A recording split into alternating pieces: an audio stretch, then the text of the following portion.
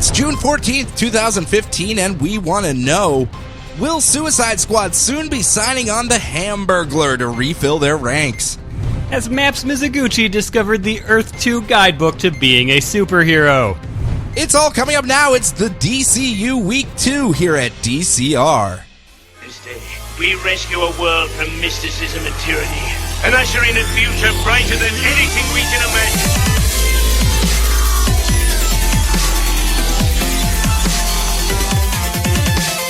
Look! Up in the sky! It's a bird! It's a plane! It's Distress Citizens Radio.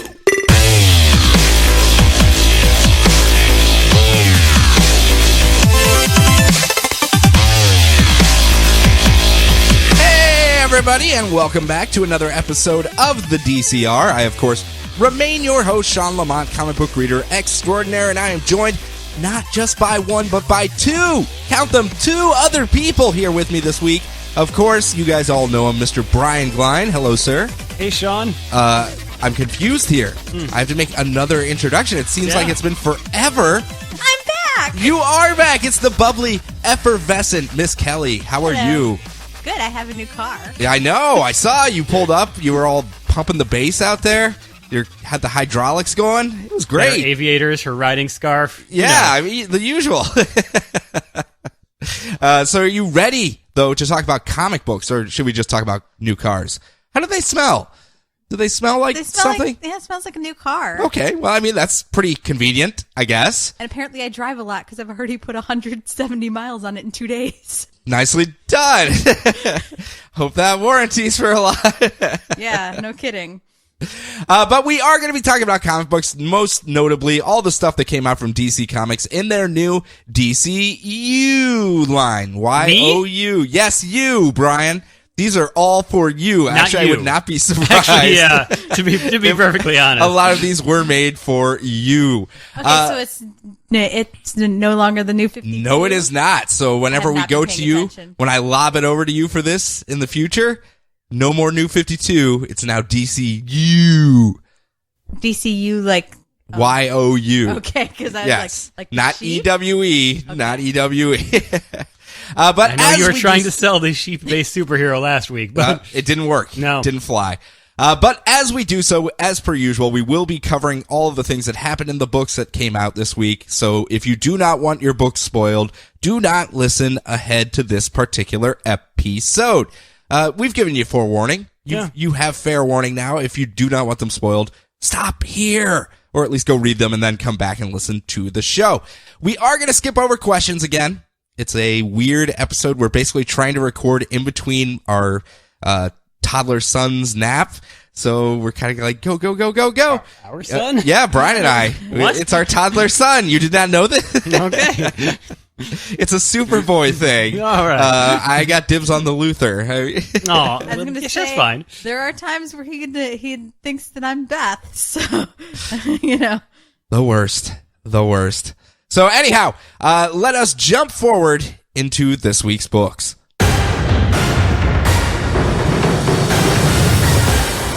Jump forward. We should have weep-whooped into this week's No, books. we're not weep-whooping anywhere because it is the Bat show. Kinda. Yeah, pretty much. I was going to say the Bat half, but I think we only got like 2 books that don't have Bat characters in them. Well, you know. So, Batman. They know what. Unlike the people of Earth 2, they know which side their bread is buttered on. So, Kelly, did you know what happened to Batman recently? No. Well, Brian, I think you should fill her in. he died. Yeah. Oh. He's El Dedo. Yeah, Batman and the Joker As the finally died Spanish would fighting each say. other. Really? Your grasp of the Spanish language. So there's absolutely no Batman anymore. Well, there's no now- Bruce Wayne. There's no Bruce Wayne. Have you seen me drawing the robot bunny Batman? Yes. Yes, that's what's happening now. It's Batman 41. Batman is dead. All hail the new Batman! It's Jim Gordon. He's the new Batman. He's in a giant robot bunny bat suit, which he even points out. Yes, he does. Jim Gordon, is that like... The police chief. Yeah, I was going to say, is that the police chief guy? Yes. The Yep, old police Commissioner chief guy. Gordon. Okay. Commissioner I Gordon. didn't know what his first name was. No, I just knew sorry. he was Commissioner Gordon. Gotcha. That actually is his first name. Jim's his middle name. Yeah. His full name is Commissioner Jim Gordon. Not unlike Doc McStuffins, his parents knew from the get-go. The robot bunny Batman suit, it's made by the Powers Corporation.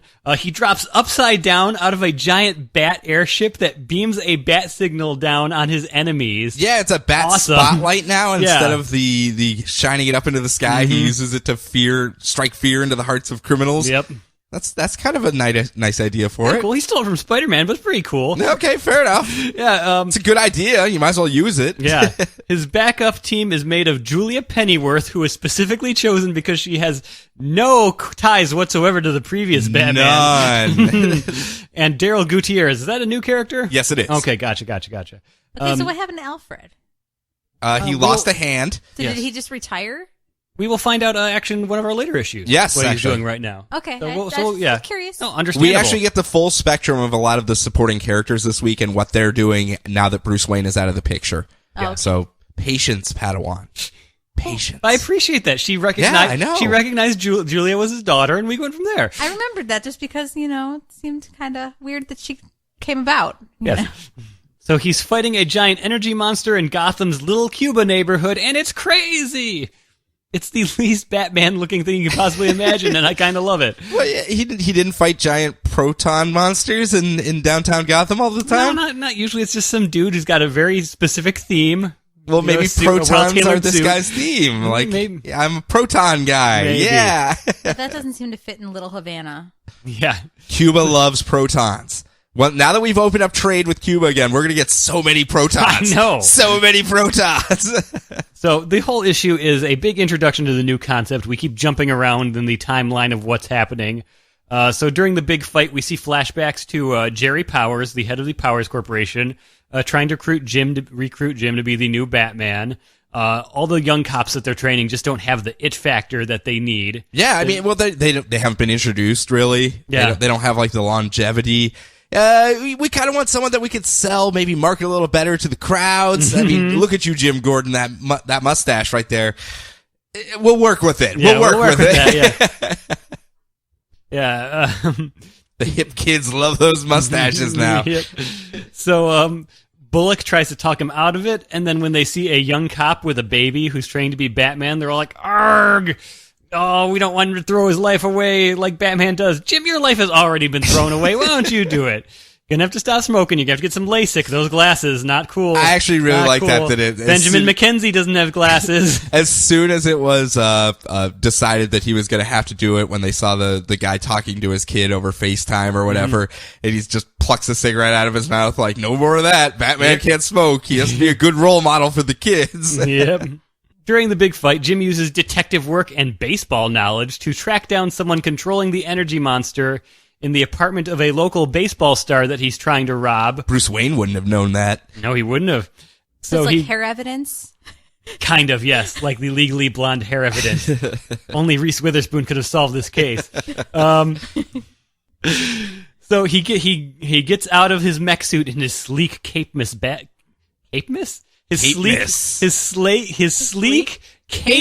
Batman There costume. we go. Woo! And makes the arrest. And so now the whole thing, it's Batman working with the law to prove the police's usefulness to the populace and still have a Batman that, can strike fear into the hearts of cowardly criminals. Within the law. Within the law, yes. Yeah. Yes.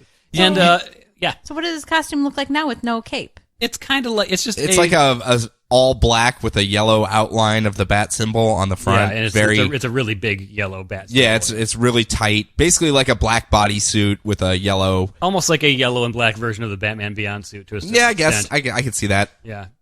Just no wings. But he got Edna mode. He got Edna moded, no capes. Okay. Very much so. I did have to say, I don't know, did you read this one digital or? Digital, yeah. Okay, well, did Nick Lachey really stick his ugly head to these Well, things? yes, he does stick his head in my print copy, and you know the part where it was Jim Gordon looking at the robot suit? Yeah. And he's like, well, hey, why don't we just slap a whole bunch of corporate logos all over it? That's the page that was split by it. I was like, oh, well sly done. winks. I did like when the tech guy, Daryl, was showing off that, like, you can use all the different... Like, oh, hey, we could do all the different color things. And he, like, used, like, a little slider that set from, like, an angry face, and it was, the black and gray, the dark black and dark gray. And Batman. blacker black. Yeah, and then he slides it down as the smiley face gets happier. It's like more blues, the blue and more... yellow Batman, and then it goes down to crazy, and it's the Batman of Zura and R. Yes, and then when it's baby Batman, it's it's the purple gloves, shirtless Batman. Yep, shirt sleeve, purple gloves Batman. Yeah, I thought that was pretty amusing. So where does Laser Luge Batman fall in there? Oh, probably somewhere in between crazy and baby, crazy maybe. Yeah, somewhere in between that little slider ray. Yep. Or Crazy and the Brave and the Bold one. Possible, very possible. Yes. So what do you think? And I forgot to say, elsewhere, some dude walks down the street and notices a guy with a scraggly mountain man beard sitting on a bench. He goes, "Oh, Bruce Wayne? He's still alive? Shock of all shocks. I would never have guessed such a thing could happen." Apparently the beards are all in now, though. Mm-hmm. Everyone has to grow their mountain man beard. Yep. Worked so well for Superman. May as well give it a try. Damn hipsters. I have to blend in now. Again, though, I thought they did a really good job as far as... Great job introducing the new concept. Yeah, and the transition felt pretty seamless as well. Maybe that 8-page, those mini preludes helped with that transition as well. But it really did feel like it was just okay, this is the next day now, after all that big explosion and Bruce Wayne dying. This is how everyone's moving on and moving forward in their lives. There were a few books this week where it seemed like it just picked up right after the 8 pages that were free, elsewhere. Yes, where it was almost like a 32-page issue. You don't need them, but it helped. It did help. It definitely did help. But kudos, kudos. I'm very intrigued. Capullo seems like he's always wanted to draw mech robots, so nothing wrong with that. He's a little cranky about this whole Twix thing. Oh, really? Yeah, a little bit. Oh, geez. So, understandably so, as an artist. Snyder or Capullo? I think everyone is, honestly, to be fair, but he's been quasi-vocal about it on Twitter about how it's hacking up his design flow and everything like that. I guess we'll see how they move. Was fine on digital. Yeah. I guess if you want to avoid that, digital's the answer. But no Nick Lachey for you. Nope. I have to laugh because all over Twitter, all the writers are saying how they're writing Nick Lachey into their scenes now, where it'll be like half a page and then Nick Lachey enters the scene with the Twix, and I don't know. It's very humorous to me. Oh wait, so it's a Twix ad with him in there? Yes, it's both pages with Nick Lachey holding the left Twix, talking about how good it is, and then the second page is him holding the right Twix, saying how it's even better. And I don't understand why Nick Lachey would be the marketing tool to anyone, honestly, to be frank, to anyone. You're going to say generation, but then you're just like, I'm just trying to figure out that I was pausing and I was like, no, even the next one really has no link to Nick Lachey. So is it like half the bottom page or something? Yep. I showed you in the shop the other day, remember? Yeah, yeah, you did. Yeah. They have the bottom half of the page. So, yeah, I mean, I guess we'll see how they work around it. I did just sort of say, "Hey, Nick Lachey," and you're like, "What?" that was arbitrary and weird. So I guess we'll see how it plays out. As I said, at least some people are having some fun with it, but I can understand why some people are a little cranky about it as well. We'll get in the story. Yeah. It's. Do you think it's actually mitigating the cost so they don't have to raise it anymore? Or I mean, if that's the case, whatever. But yeah. They're kind of the last bastion of holding the line, so to speak, at those lower prices. Yeah. So if that's what they got to do, that's what they got to do. Picked up some Secret Wars stuff. They are. Yeah. So let's move on. Detective Comics number 41. Kind of the same story. We're talking about how Commissioner Gordon has taken over the role of Batman, but we're doing it from the angle of Detective Harvey Bullock. And you know Detective Harvey Bullock, right, Kelly? It's kind of the slovenly, overweight guy. You're like quintessential detective with the trench coat and the hat. I think so. Married to the job, doesn't have time for anything except for his cats back at home that he loves dearly, and he's human too. You don't watch Gotham, but he was very prevalent on the old animated series. Oh, okay. Yeah, he's just a really gruff, like, I'm a police detective. I've seen the horrible things this city has thrown at me, and I can take it. And I'm going to show them that the police are better than that, blah, blah, blah. He's been shown as a little dirty before in the past, but he's kind of cleaned up his act. And he's actually had a rivalry with Batman as far as how to do proper detective work. But in their last case with Anarchy, they actually started to bond a little bit and start working together to try to solve that one. And now that the word has come out that Batman is dead, there's all these new things happening. Commissioner Gordon, no longer on the scene. He had lost his commissioner title when he ended up going to jail during Batman Eternal. The new commissioner, Maggie Sawyer, has taken over the Hey, role. good for her. Yeah, same. I was like, yeah, that's actually a pretty good role for her. And she is trying to draft Harvey Bullock into the new Batman Squad. Murder Squad's all Murder full, Squad. Harvey Bullock. We need you in Batman Keith Squad. and Alvarez are working so hard in the Murder Squad. We'll get to them later. Oh, actually. yes. And of course, he is just like, there is no goddamn way I'm going to play babysitter for whoever you guys are making Batman now. Not going to happen. Ain't no way, no how. And we jump like a week later. It's basically just like the last month while all this stuff was building up, and they go through each week and what's been going on. His ex-partner, Nancy Yee, we know she's a little dirty. She's actually under investigation right now for accidentally shooting a child who was wearing a anarchy mask during that whole arc.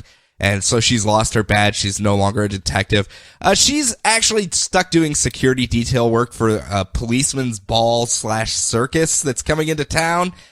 Gotham. Just Yeah. Gotham. And That's a weird combination. yeah, and they're all kind of uptight about it because, you know, all of Gotham's elite are going to be here that evening. And if one of those costume freaks shows up, we don't even have a Batman right now. We better make sure it's really secure. And she's like, just putting her ear to the side like, yep, we'll make sure it's really secure. Looking kind of shysty there, Detective Yee. Just looking a little shysty. That's all I have to say. So we have a conversation between Gordon and Maggie Sawyer, who knows that Gordon is one of the people that's up to be Batman, and she's actually trying to talk him into it because she thinks he would be a good fit for it. You know, you might be the guy we actually need. You've worked alongside Batman, you know his tactics and everything like that. But you also respect the police work itself, so I really think you would be a good fit for this. And he goes, I haven't decided, and my support squad hasn't been filled out yet, even if I did. I'd really like Harvey Bullock on there. Can you just let him know it's me that might be the person, and then maybe he'll change his mind and come on? She's like, no, I can't tell him that. If you would have to do it yourself. But people would probably be a little upset about that. So we jump another week ahead to 1 week ago where they're at a police bar. Harvey and his now girlfriend, Detective Yee. A relationship has bloomed, at least it seems. They're no longer just professional. They are dating now, it seems. And Bullock's all frustrated. They put him on a bunch of cold cases to work because he won't join the Batman Squad. Oh, man, I got stuck doing all this stuff, and everyone wants me to join this Batman Squad. Keep playing classic hits of the 70s while I look over files. It's so annoying. Commissioner Sawyer just wants me to join in. I keep hearing from everyone, join the Batman Squad. It's going to be awesome, but I'm not going to do it. And all of his grumbling, he starts yelling at these bikers that are in the police bar and starts a bar brawl between a bunch of bikers and the police officers. And when Yee's going, well, why would you do that? He goes, oh, well, right over there in the corner of the bar, that's the review board that's going to be reviewing your case. I bet you if you go punch the people trying to punch them, you might get a couple brownie points for your reinstatement. She's like, oh, good idea. And she runs over there and starts protecting the review board. And he gets an unlikely save because one of the bikers gets the drop on him and is about to punch him in the back of the head when Renee Montoya jumps into the fray and is like, Harvey, my man, how's it going? And they are the besties of friends. They used to hang out together all the time back when she was on the GCPD. And she has recently come back in town as a member of the Batman Squad. She has been working the Bloodhaven. That's where she's been working for the police department there. And as soon as the Batman Squad thing came up, she asked for the transfer so that she could come back. And she goes, hey, Bullock, I heard you were also maybe going to do this whole thing and you're being kind of feisty about it. What if I could tell you who actually was the Batman and that might change your mind? And if I could sweeten the deal even more, what if I brought your gal pal, Detective Yee, onto the Batman Squad with us? And he goes, if you could do that, that might change my mind a little bit. I might be willing to do it, but I need to know who's under the cape and cowl before I would sign on. And while they're having that conversation, we see Detective Yee back at the car on a cell phone, calling up some nameless person saying, yes, I have the seating chart for the policeman's ball / circus. You'll know exactly where they're sitting. Oh, you shady, shady Detective Yee. You are doing bad things again. Stop that. You're going to break Harvey Bullock's heart. He's just a big teddy bear. Yeah. He's just a big teddy bear. We can't do that to him. And we jump to today where Bullock and Year are woken from their sleep together by an explosion. And it's, as soon as the explosion goes off, it's Harvey Bullock going like, Gordon, come on, man, it's late at night. And he gets all suited up and they arrive on the scene just in time to see the Babbit blasted by a rocket launcher. And then he's like, Gordon, no! And as we see, the robot suit gets slammed into a wall, and I'm assuming that's our cliffhanger for this week. Ooh, what will happen next? I'm sure Commissioner Gordon is dead now. Oh, no, he just got in there, and now he's gone. No, it's everything I'm reading says it's kind of a second coming of Gotham Central, because it is so focused on the police department and all their things. That was a very nice transition over to Bullock. Yes. Being so focused in some of those past few storylines. Yeah, and it was the last two arcs they've been kind of worming him in. Ever since Buccellato and Manipul came over to it, they've been pushing him more and more to the forefront, and now it's almost basically as if they knew that there's going to be a Babbit coming along. I know, it's almost like they're psychic or something. I know. But they've been pushing him to the forefront, and now we have this very police central book out there that's really, really good. They also happen to have a mech suit on the squad. And yes, they have a giant robot Batman. So, I mean, you can't really go wrong with that. It's like Gotham Central with a giant robot Batman. Come on, guys. I know. Come on. A giant robot Batman being drawn by Francis Manipul. Yes, and he looks very boofy. So he looks much more agile, actually. I guess he punches some thug up into the sky so high and then jumps up after him and then rides him down to the ground below. And I'm like, that would murder a man, Commissioner Gordon. You're being very reckless with this robot suit. So you have another angle of approach, though. Yes, let's go to Batman Superman number 21. Just dealing with the rest of all Batman's friends. Yep. And all Superman's friends. And everyone in the main part of the DC universe. All right, so everyone knows that Clark Kent is Superman now. Does Kelly know that? Does Kelly know what's happening with Superman? No. Okay, Lois Lane revealed to the world that Clark Kent is Superman. Whoopsie. And Can't trust a woman with the secret. Man. Just saying. Frozone knew what was up. We want to keep drawing Incredibles parallels here. He's also, for whatever reason we don't quite know yet, he is slowly losing his powers. So he's back to his jeans and mud stomping boots and Superman t-shirt. He's got a little bit of his indestructible cape that he wraps his fists in so he doesn't break his hands when he's punching people. And buzz cutted his hair, so he's got like a really close crop military cut, really tight t-shirt. So he doesn't know the swoopy hair anymore? No, it's military cut now, crew cut. He's out for justice. Yep. So he's beating up anti-alien supremacists in the streets. Because he's still stronger than most people. Well, yes. So some guys show up in some, janky, non-bunny shaped mech suits to, fight him. That's really the difference. I mean, if they're bunny themed, they're indestructible at that point. So, Who would want to hurt a bunny? Yeah. Exactly. You can hide in hats. No one will see you coming. I know. Why do you think Zatanna's been hanging out with them for so long? Probably think she's got a chance with Batman again, but nope. Sorry, Zana. Anyway. Awkward. You're old, Batman. You're not what I thought you were. So, most of the people in Metropolis aren't too keen on him, but after he beats up all these anti-alien supremacists, he gets some help cleaning them up from an Officer Mizuguchi. Oh, Officer Mizuguchi. We're going to learn more about him in next month's Superman, according to the little editor's box. Really? Oh, interesting. Quite. That was an interesting tie-in that I wasn't expecting. Wasn't expecting that at all. They're popping Who's up all that? over the place. That'd be a Maps' dad, or at least a relative of Maps. In Gotham Academy. So, but he gets taken over to LexCorp by a bunch of LexCorp troopers, the peaceful science troopers that Lex Luthor keeps at his business. We're here for science.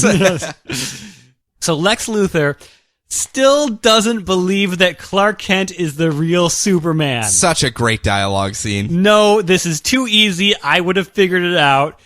Where's the real Superman, Kent? I'm sick of this. Where is he? You looked much more like a schlub in your pictures, though. You're kind of ripped right now. Was this like a P90X thing you did last weekend or something? Oh, Lex Luthor, you wonderful, wonderful, awful human being. So Superman and Lex Luthor, Lex Luthor now has like this really sleek, what do you... Rock and roll style. This like sleek rock and roll, like with kind a of duster and superhero sunglasses. outfit that he wears. And Sean calls him Sex Luthor. Okay. It also seems to be powered by kryptonite. He's got a little glowing gem in his chest. Sure, why not? So they go off to Gotham to find Bruce Wayne to get some answers for, who's powering up these supremacists. When they get attacked by Robot Bunny Batman. That's not Bruce Wayne. So as Sexy Lexi and Batman argue over the current predicament, Superman steals some evidence of the jerks that are hunting him and he goes down to find Bruce Wayne. So he goes to the Batcave, and Alfred finds him. And Alfred gets more emotional than he's ever been. Oh, hello. I don't want to bury another Batman. Why would you say that? Where's Bruce? He's just not here. I've buried 14 Batman. I don't want to bury another Batman. So he says, I know Bruce would have wanted you to have this. So he lets Superman kind of take over the Batcave. Anything here you want, you can have it. Oh, I'm just too forlorn. Oh. And he goes into, I love the fact that I'm not sure if it's just the artist intentionally was covering up his missing hand, or if there was like a note later on saying, oh yeah, we weren't allowed to tell you before. Just someone get like some lamps to put in front of his hands, just or like an eraser. All the time. Yeah. It's like the Austin Powers gag with them being naked, holding things up in front of them all the time. Yeah, so a coffee pot. Where did that even come from in the Batcave? Yeah. Why is there a tricycle over there? So Alfred goes off. Superman is now in charge of the Batcave, and he's like, You know what? I know that Alfred was an actor before he was a butler. And that may have been a very convincing Michael Caine impression, but I do not believe that. But I do not believe that Bruce Wayne is really dead. So he calls up Lois because I guess he's a glutton for punishment or something. I don't know. I'm still trying to figure out how they're playing that relation. Obviously, we don't have the full story of what happened yet. We're going to get that later. Yeah, but whether they're playing off of old expectations between Clark and Lois, and they're just hamming it up off of that, where you're supposed to think they're still allies or whatever, or if it's Clark is just such a nice guy that he's willing to be like, hey, what's up? Lois, do you have any information for me? But yeah, he calls Lois almost seemingly just so she could tell him everything that's going on in Metropolis and what all of his supporting characters are doing. That was very kind of her. Yeah. So Perry might lose his job because he's been harboring Superman all these years. Whoops. Lois is getting death threats. Whoops. I love the fact that Hero the Toy Master is tracking down Lois's death threats and reporting them to their mothers. Yes. But Metallo is fighting all of the really serious, the ones that are actually serious. Because he's still a good guy after that whole... Yes, Metallo turned a new leaf, and he also still has the hots for Lois, I'm sure. Yes. After she used her future Brainiac psionic powers to reach him. Comics. And she's got LexCorp bodyguards to keep her safe. And he gets all grumpy at her again for revealing his secret identity, which apparently Wonder Woman also knew about. Like Lois told her first before she told everyone. I could see that. Yeah. I could see their relation, because remember earlier on when that whole relationship started, Wonder Woman was kind of ticked off that they were hiding the relationship period, and that he was hiding who he was and living a false life, and that was how she saw it. So I could honestly see them running with that thread, and Lois saying, look, I got this information, I'm going to out him. Do you think that would be an issue? And Wonder Woman just going, no, I think that's a good idea. How drunk were they? How many Cosmos were they in at that point? At their little, yeah, that's what it is. They went out for gal night and at their book club,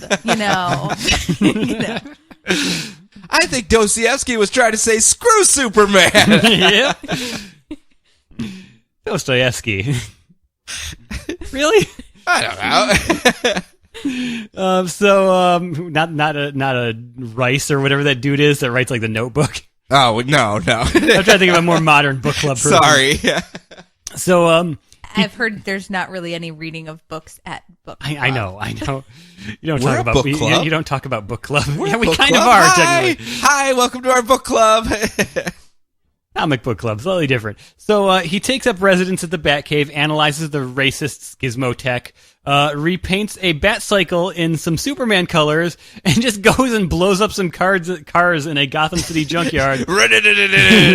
So he can throw down with robot Batman. Well, he has a dirt bike. Yes. He's got no sleeves. Mm-hmm. He's got gloves. Yeah. He is now I'm the Batman new now. proto-Batman. I'm Batman it's now. Battle for the Cowl all over again. Yes.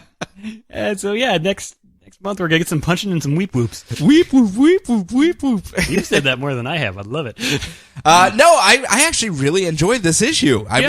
This was kind of the one I was the most worried about out of the Superman books, because I was just kind of like, okay, that's going to be probably kept apart for a little bit, where we'll have two separate storylines going on and then they'll meet later on. No, they literally just first page, blam, here they are together. Figure it out. Sort out all your differences now. You're all both different people. You don't know who each other are. So, work together or something. Yep. Again, that Lex Luthor scene though was great. Oh, so Lex. Yes, so Lex, so great. Hack is very good at Lex. Yes. Completely different style. Same genre, not same genre, same... This was probably the most New 52 of the books that I read this week. The Batman Superman? Yeah. How are you saying that? It was just very continuity heavy. Here's what's happening in all the books. Here's what all the characters are doing. Yeah, it's still new concepts, but it felt the most like one of the old books, even though it's got all these new concepts. Well, a lot of the other ones are linked as well. The Superman books are all sharing the same overarching storyline, but from different story threads that are pertaining to it. Yeah. So it doesn't seem like they're going to cross over per se, but they all have if you want to get the whole picture, you read all four. If you only want to know, well, how's he dealing with Lois? Well, I'll read Superman. Well, how's he dealing with, Lex Luthor and Batman, Robot Batman? Well, I'll read Superman Batman instead. So, I mean, they did a good job as far as dividing up the story into separate sections so you could follow one book and that's all you need. You don't have to jump around. Yeah. So in spirit, they're following the DCU. Yeah. I'm not saying it's a bad thing. I'm just saying that's, I guess, my definition. I thought you were saying that as a criticism, like, oh, no, man. no. I'm just saying if you still like the old stuff, this is the most like the old stuff. Touche. So elsewhere in Gotham, Kelly, Catwoman, is on the prowl. Well, not really. She's actually in the wake of gang wars that were threatening to tear apart the city of... Yes. I was going to say, if there wasn't a gang war with Catwoman, I'd be very surprised. She hates those gang wars. She hates them. And the Penguin. And the Penguin. And long-range weapons. Mm-hmm. Absolutely out at that point. But with the gang wars threatening to tear apart the city during Batman Eternal, Selina Kyle, a.k.a. Catwoman, has taken her place at the head of the Calabrese family. She's the daughter of the guy that used to be the kingpin of that crime family.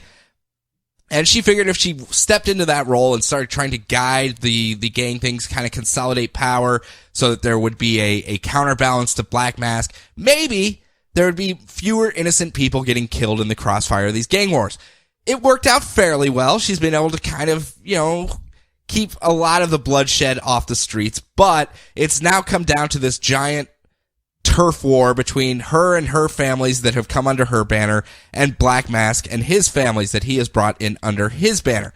And recently, she's actually decided to start going back out as Catwoman again. It's okay, I did the whole mob boss thing. I think I got a handle on that. I got my lieutenants here. I got, what are their names? Antonia, who's kind of her first lieutenant, and Ward, who's also working with them. And, they're kind of going to control the whole family side of things, and I'm going to go out as Catwoman and maybe manipulate the odds a little bit to help us out with this whole mob boss family. No one knows I'm actually Catwoman. I can get away with a whole bunch of stuff. So recently she has decided to go out and switch out the payments that the Falcone family was giving to Black Mask with a bunch of marked bills. So now when he gets it, he looks at it and goes, hey, what the hell? These are all sequential bills. Falcones, you tried to betray me, glar, glar, glar, glar. And in her logic, the Falcones will have no choice but to come join her family because they won't have any protection from Black Mask. Ooh, intrigue. Look at all this stuff going on over here. Backfires on her, doesn't it? Actually, it kind of works out fairly well, but there's a couple X factors involved as well. The big one being the Penguin has returned and built a little base of power himself, but he's working alongside Black Mask, but he's also signed a non-aggression pact with Catwoman and her family. And both Catwoman and Black Mask know they just can't trust him because he's the Penguin, and his end goal is to take over all the crime families themselves. So it's kind of like this little, he's the pendulum switcher. He could go, whichever side he supports will completely win this battle, and he's just riding the middle right now and letting them deplete both their forces.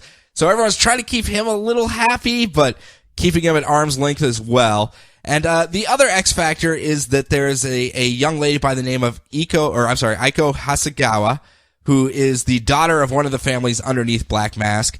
And she actually took on the mantle of Catwoman when Selina was doing the whole mob boss thing, the smart pantsuits look instead of the leather and whips. So she's been kind of working with Catwoman. They have like a budding relationship. It's a little weird. This is a very complex book. I'm not going to lie. There are a lot of things going on in it. So let's get the main stuff out of the way here. Selina goes to the opera, comes back after running across Penguin, and they have a little double entendre conversation about, oh, I could betray you at any given moment. Oh, you wouldn't do that because I'd betray you. Ha ha ha. We're the best of friends. And then they both walk away like, oh shit, this sucks. This is a horrible setup. And she returns home to find out that Ward is there to say, hey, there's a whole bunch of chaos going out on the streets. Word came in. Batman's dead. And people are trying to suck up all the land they can, and we need to make a power move as soon as humanly possible. And she's like, oh, Batman's dead. Well, that's regrettable, I guess. So, you guys know what to do. You're running the family. Get out there, get the people we need, bring the Falcones in so that we can bring them into the family. I'm just gonna go take a nap real quick. The opera was so exhausting. And as soon as she walks out of sight of both Ward and Antonia, the realization that Bruce Wayne Batman is dead hits her, and she just crumples to her knees and just starts weeping openly that she just had to put on this act that she didn't care while the people were there. It's a really powerful page where she's just like, oh my God, this can't be. This just cannot be. And because of that, she has decided she's going to don the mantle of Catwoman again and go out there and find Batman. This can't be right. That can't be true. He has to be out there somewhere. And Eiko is there as well, and she's like, well, you might want to be careful. There's a whole bunch of other stuff going on out on the streets as well. There's all these power grabs going on, so you may want to just watch your back. And as they return back in after hopping around the city having that conversation, she walks in, and Ward sees her dressed in the Catwoman garb, and it's like, oh, you gotta be shitting me. You're Catwoman too? This is not good. This is not good at all. If I find out both Antonia and myself have dedicated our lives to this crime family. This is our life. This is our family. If we find out this is just another tool in your little costume game that you're playing out on the streets all the time, it's not going to end well for you. And I assure you, you will die by the end of this if that's what your end game is. She's like, whoa. I'm not playing a game. My loyalty is to the family, but I also have to take care of some other things as well. Please don't tell Antonia. Please, because I'm pretty sure she will shoot me in the face. Please don't tell her. And he goes, well, just make sure you know where your priorities are. And he walks off as she jumps off the balcony to begin her search for Bruce Wayne. Again, it's a potent mob drama. I mean, it's a really good book. They have the characters. Remember when this arc started and I was like, there's so many guy in suits that I just can't tell them apart. Mm-hmm. Now that I have some time in it, I have the visual cues down. I don't know if they've been subtly added over the course of the arc, but now people are standing out to me, or to the fact that I've been entrenched in it for so many issues now. Yeah. The people are standing out. It is no longer, I know it's hard to come across when I'm just like, oh, this mob guy's doing this and this mob guy's doing that. It's a lot easier to follow when you read the book itself, and it's very, very well done. It's a serious crime drama, and I think a lot of people would find something to their liking in this book. Such a huge change from wacky races and just a bit. And Bizarro Land Catwoman stuff that was going on to this gritty Sopranos style crime mob drama that I'm just like, man, whiplash. Yeah. Where's the murder museum? Come on. Real quick though, Alvarez and Keyes, the murder squad. Yeah, have they kissed yet, Sean? They have not kissed yet. Have not yet. They found they've rattled too many cages because Catwoman keeps slipping them notes on who's dirty cops and who's been bought out by the mob. And it's gone up too high, and they've been assigned to all the cold cases. Because Catwoman can smell a dirty cop. She can. We know that. They have a scent. And, well, they've rattled too many cages, so they got put on the cold cases as well. They're like, hey, Bullock, what are you doing here? Hey, everyone's on cold case now. The whole murder squad's been dissolved. This sucks. But they've decided they're going to play it smart, keep it quiet and on the DL until they can take it all the way to the top and sort this whole thing out. Yeah! Have we seen Corner Bill yet? No. Corner Bill is out of commission, I think. Our one missing part of the murder squad. I absolutely adore the fact that Keyes and Alvarez have actually survived through every writer that has done this book. I mean, everyone that's come on is just like, Keyes and Alvarez, come on, guys. Yeah, we'll keep them there. You can join my book. The Moonlighting Detectives of Gotham. So next up, I think Tonal Whiplash? No. What is it? Oh, yeah, I guess it is. Earth 2 Society number 1, because I was like, we need a break from Batman. We've been in Gotham City too long. So let's go to New Gotham City on Earth 2. Why not? It's like New Jack City, but much fewer Wesley Snipes, I believe. Yes. Much fewer. Kelly, you remember what happened to Earth 2, right? It got nom-nommed by Apocalypse. I was gonna say, didn't it, die? Yeah, it got blow eaten. Up yep, something? Eaten by another living planet. All gone. And then we had that whole convergence thing where you took the break, that there was another living planet that all these people got pulled onto. And at the end of it, since they didn't have a planet to go back to, all the survivors basically inherited that living planet that convergence took place on. And that's what Earth 2 Society number 1 is dealing with. It's spinning out of the pages of convergence. I think that's the excitement I'm supposed to use when I say that. Okay? The survivors of Earth 2 have been given a new world to colonize after their Earth was eaten by Apocalypse. And so what are they calling this? They're just calling it Earth 2. Earth 2-2? I guess. Well, to them, this would actually be an Earth 2, as opposed to having to take second fiddle. Now they don't have to feel like second fiddle all the time. They're like, no, this is literally our second Earth. Yeah, we kind of broke the first one. We're really, really clumsy when it comes to planets. I'm sorry. Say, if it was Earth 2-2, I would probably be right there. That would be Kelly's Earth in the Earth multiverse. 2 TOO, Earth 2-2. As opposed to TU, yes. Where, I seem to be. In my living room. If you remember at the end of World's End, all of the survivors, the few people that had survived the absolute chaos and anarchy of Apocalypse trying to consume their planet, a couple million people, were loaded onto these giant Ark spaceships that Terry Sloan, the Mr. Terrific of another Earth, we don't know which yet, had built to basically get people off. And they end up coming to this planet, and unfortunately, all of the ships start crashing down onto the planet. Terry Sloan seems to be making them crash onto the planet, and each one of the ships has a different group of heroes that's on it as well. So you'll have like a ship with Red Tornado on it, and a ship with Huntress and Red Arrow on it, and a ship with other people on it. Big over Papa here. Pump Wildcat? Was he a guy? I think he's there still. He's on one of the ships. And as they all come down, people start saving. Each one of the heroes do their thing to save it. And Alan Scott, the Green Lantern, who has fused as the avatar of Earth, of this planet, he's lost his humanity entirely. He's basically just like, I am the planet Telos, but my name is not Telos. No one goes by Telos anymore. I will save your ships. And he tries to set them down as gently as he can. And also Dick Grayson, who was still on the planet at the time as these ships start coming down. Remember how he got crippled in Convergence? Mm-hmm. Yeah, well, after Telos left, he was crippled again, so he's just laying there. And as these ships are falling and everything's falling on him, a tree falls over and he's like, if a tree falls on a crippled superhero on the middle of a deserted planet, does anyone care? I'm sorry, Dick Grayson. It's not me, it's Telos. It's Telos. Sorry. But Mr. Terrific, the Michael Holt, the Mr. Terrific from Earth Prime, shows up and actually saves him and brings him back. And we basically get this over the next year. We don't get much backstory. Each one of these ships has built its own civilization kind of based off of the hero that was inside that ship. You know how we get in comics where each one of these heroes gets their own city and it has its own unique style and flair and everything like that?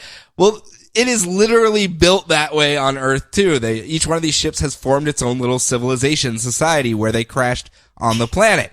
And of course, who better to choose your color scheme off of than a superhero that happened to be on your ship. So purple and black for Gotham and bright reds and yellows for Neo Windy Place, I guess, for Red Tornado. And I think it's a great idea. It's a great idea.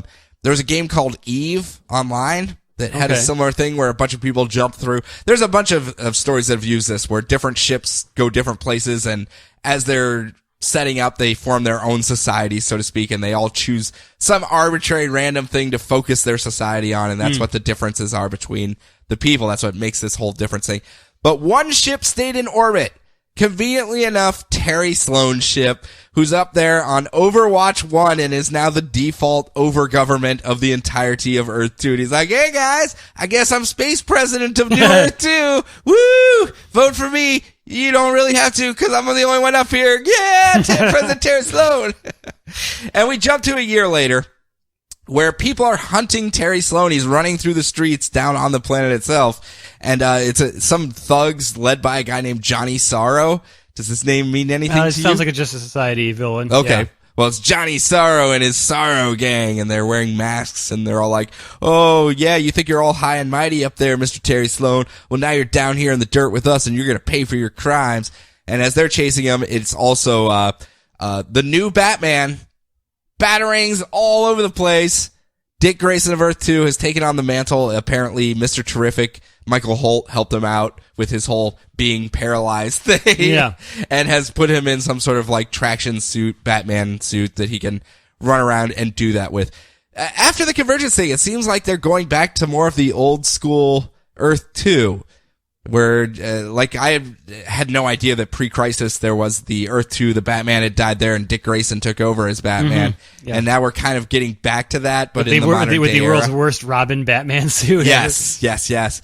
But he ends up saving Terry Sloan and trying to chase him down. He's like, wait, just because I saved you doesn't mean you're not under arrest. You're a horrible war criminal. I have to haul you in. And Terry Sloan goes, you don't understand. Overwatch 1 has been compromised. I'm sure he sent you to get me. And Dick Grayson's like, he who? I don't know what you're talking about. And in that moment of hesitation, Terry Sloan activates his jetpack and flies away. Because, you know, he's Terry Sloan. He's the smartest man on Earth too. And he flies away. And it's kind of so he's kind of lost control of the space government of this planet. And as we saw in the 8-page mini, there's wars breaking out between these city-states as well over the philosophy of how they should treat this new Earth. And it's a very interesting premise for a start, I have to say. If we get kind of de facto leaders of cities as the heroes, basically, each one of them a de facto leader of their little city-state, that could be very, very interesting. As a Game of Thrones with superheroes, kind of. I'm down for that. And it read a lot better than the Earth 2 World's End stuff. I know a lot of people liked it. I know a lot of people didn't like the Earth 2 World's End as well. It would seem very lost in the middle. And this one, maybe the writer, it's the same writer, is not as pinned down to, because remember, he inherited a story and then had an endpoint that he already had to get to, and basically had 10 issues to go from those two places.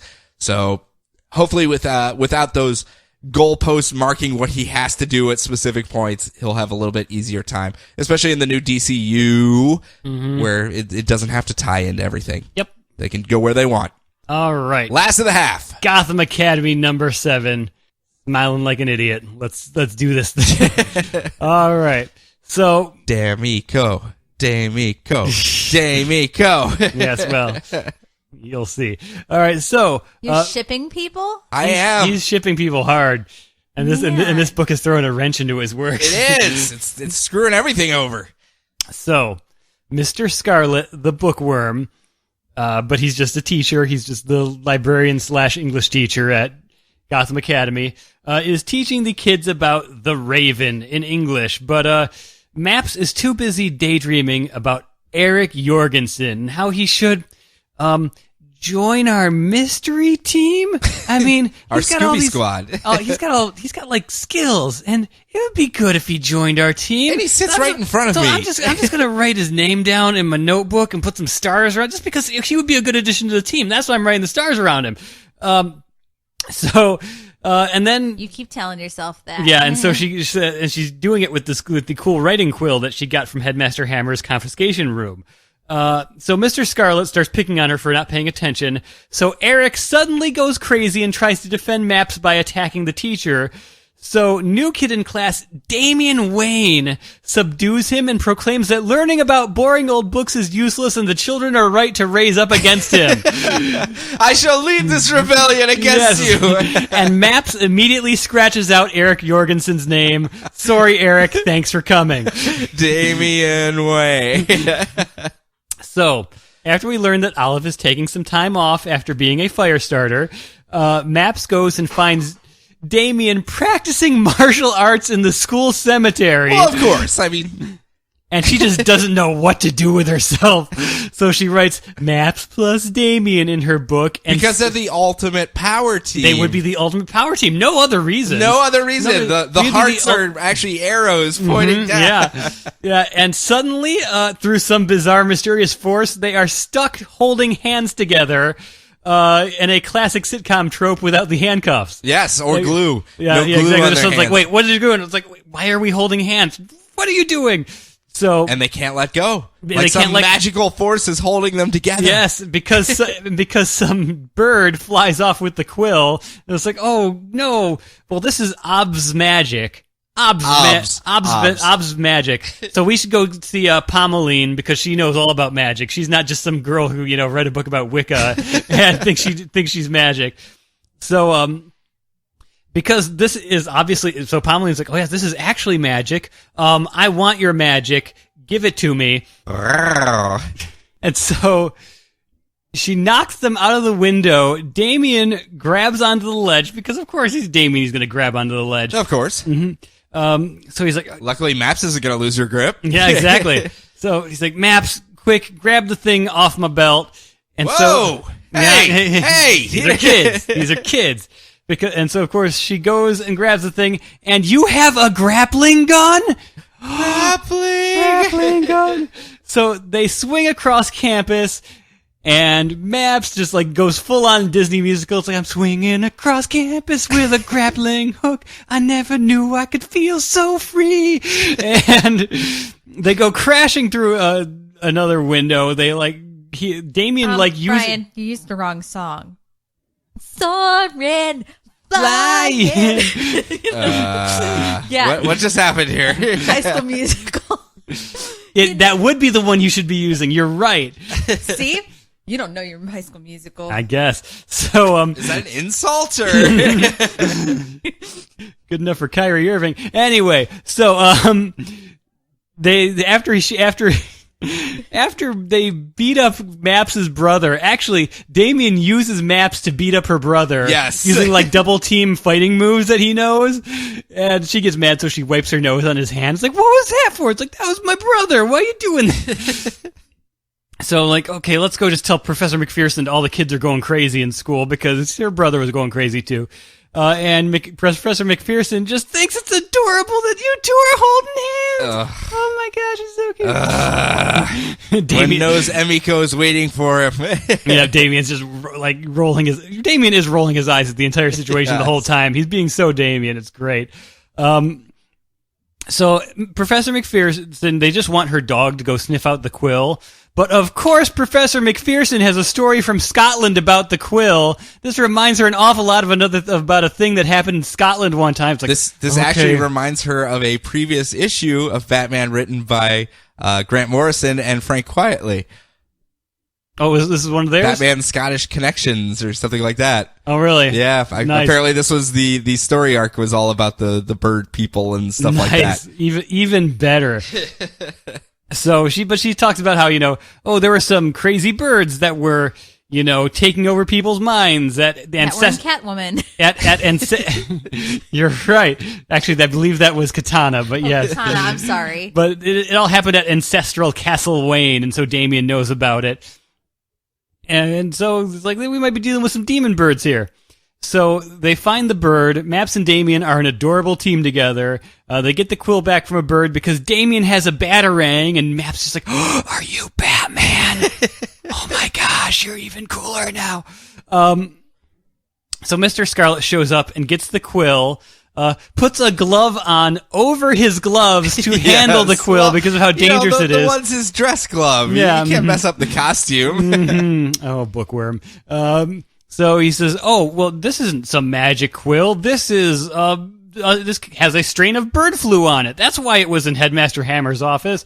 All of this crazy stuff is happening because of bird flu. Nothing to see here. And then suddenly they stop holding hands. Like, you two were just holding hands because you're adorable. It has nothing to do with magic.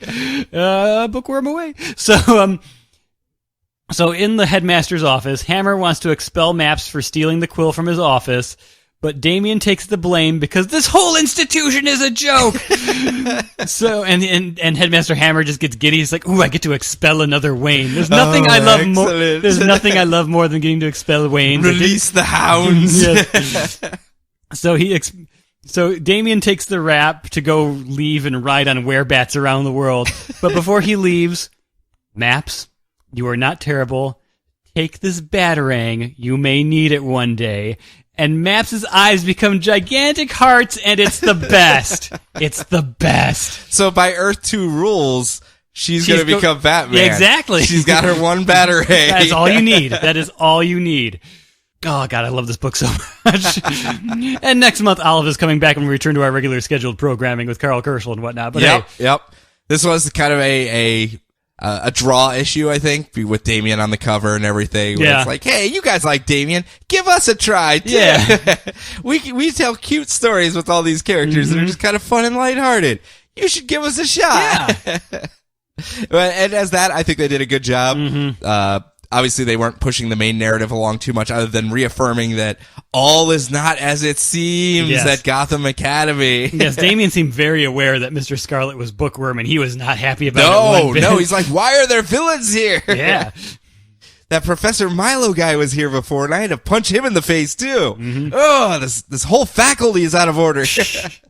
I did like the fact that it was a callback to an old issue of Batman that they linked that in. I kind of figured it had to be. It just wasn't one that I'd read before. Yeah, it was on one of the boards I saw. They had mentioned it, and I was just like, oh, that's kind of a cool idea. Yeah. Nifty little thing, because since they're pulling so many old, disparate things together between the Bookworm, obviously, and just a lot of the Grey Ghost is their drama teacher. Exactly. Yeah. I mean, a lot of very tangential characters in the Batman universe are showing up as side characters in this book, so kudos. It was fun.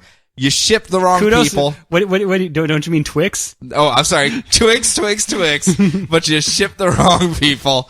It needs to be Damien and Emiko. I need that dinner party. I need that awkward dinner party. I know Batman's dead and all now, but that would even make it better. Ghost Batman clinking his silverware on the plates. I would love it. So, Kelly, I know you said you were going to be picking up this one now that the trade is out and just reading it in one go. Yeah. So we'll have to get you on board with this one and see what you think about it. Yeah. Don't focus on the plaid. Don't focus on the plaid again. The plaid drives me nuts that it's just, painted on it's there. It's a stylistic choice. But you know how I feel about that. I know. Me and my fabric need to be represented properly. Well, plaid's not really a fabric. It's a design on the fabric. No, plaid is a type of weave. No, you're talking crazy talk. Well, I guess that's tartan. Tartan is a type of weave that creates a plaid pattern. But yes. Okay, well, you and your science and facts and stuff. We don't deal in that here. We deal in books. And books that don't have facts and stuff. So, Brian, what do you have coming up for round 2 of this whole all mess? The science and facts of All-Star Section 8. So much science. So much science in All-Star Section 8. So much racism. So much racism. Just a smidge. Starfire #1 and Constantine the Hellblazer for kids. And I have for the kids as well. The jackasses of Red Hood and Arsenal teaming up once more. Harley Quinn #17, bringing some cartoon fun into this. Very, very interesting guest star in this particular arc that they're doing. And then I'll wrap it up with the new Suicide Squad number 9. So hold on a couple seconds. We're going to take a quick break, and when we come back, we will go through those books.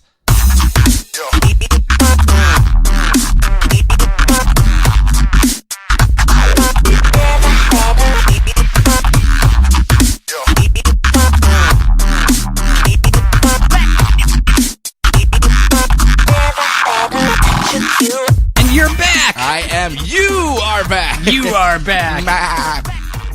Is that it? What we're doing? Nay. Is that our, okay. Oh, wait, that'd be the horse. Yeah, that would be the horse is back. DC horse, no, not the same. But we have more books. We're only halfway through. Yes. So Brian, what majesty and seriousness? I had Catwoman. I had serious crime dramas. I had Earth 2, the start of a new civilization in my first half. What do you have for the second half? I got All-Star Section 8. I feel like this one's not going to be as serious as some of the other ones. What on earth is this? All right. Well, back in the day, DC started the All-Star line, which is supposed to present like easily accessible, like the purest versions of superheroes you can imagine. Out of the All-Star line came All-Star Superman, my vote for one of the greatest stories ever. And All-Star Batman and Robin, the Boy Wonder, which was less so in the eyes of many people. And then it immediately died. And we now have, and now they're bringing back for Section 8. So, in this world, there are heroes. Batman, Superman, Wonder Woman, protecting the Earth from threats too big for one person to handle. But, on this Earth, there are also legends. Legends like Section 8. Oh, jeez. The homeless superheroes of the poorest section of Gotham City. You got Six-Pack, who's like a drunk, and Flemgem, who's got a nasal problem, and Jean de Baton, who's French, and that's his superpower. Yes. Shakes, who has Parkinson's, and Friendly Fire, who can only shoot blasts at himself or his teammates. Bueno Excelente, who's a guy, a naked dude in a trench coat. He's a flasher. He's a flasher. You get the Defenestrator, who carries around a window so he can throw people through it. And Dog Welder, who welds dogs to people. So, serious business. Comics are serious business. So is the one guy with the window, is he related to Open Window He is not, Man? but I hope they meet each other eventually. Someday. Someday. And then on a day like no other, the heroes of Section 8 fell, and one man named Six-Pack had to stand up and sacrifice himself to save the world. Wow. That sounds like a good story to read. Yes. If only they would have ever done that story somewhere where people could read it. In a book called Hitman? Oh, is that where it's from? Yes. No, I'm joking. You loaned them to me. So. Yes. I don't know if they ever traded the last arc of Hitman, but oh well. So after we see that little intro, we cut to art critic Sidney Speck, the toast of the New York elite and socialite gadabout, charming everyone at an art opening, when suddenly someone accidentally switches his Diet Coke for a whiskey and Coke that was going to the rest of the group. Uh-oh. And it begins, and poor Sidney plunges back into violent, embarrassing alcoholism. As Six-Pack! Yeah, so we cut back to Noonan's sleazy pub, home base of Hitman and various other low-end Gotham ne'er-do-wells, and we see Six-Pack sitting there, or standing there in a drunken stupor, not quite remembering that he was flashing back to his tragic origin story, because he was an alcoholic, and he was sober for so many years, and very sad. Okay. Yeah, well, that's not exactly the fun ha-ha-ha. No, when he gets drunk, he gets drunk, and he just dresses up like a superhero named Six-Pack and doesn't remember anything. So basically most frat boys. Yes, but he goes above and beyond in this. Yeah. Like, it's almost instantaneously as soon as liquor hits his tongue, he's just off the deep end at that point. Like most frat boys I've met. Well, usually it takes a shot or two to do it. Sometimes a little LMFAO, you know. Yeah, I mean... He realizes that we gotta get the band back together. Section 8 the world has been without Section 8 for far too long. but everyone's dead except for Bueno Excelente because of course he didn't die. But he's too creepy and doesn't want to call him. Yeah, he's like, I would rather not, but that's all I got. That sneery face on that panel where he's just like, yeah, Bueno Excelente. I'm like, yeah, I wouldn't call him either. Yeah, Kyle Rayner was not the same after he met Bueno Excelente. He deals with it and he takes Bueno and he puts together his new team, including Power Tool, Guts, and the Grappler. And all different dog welder that we saw in the 8-page preview. He also adds on the pub's bartender, Baitor. Baitor is a master of the underworld. Okay. He is a demon that was from an early Hitman story who can only say, I am Baitor. I was going to say, he's quite the linguist as well. So he's very much I am Groot. Well, he actually predates Groot by quite a bit.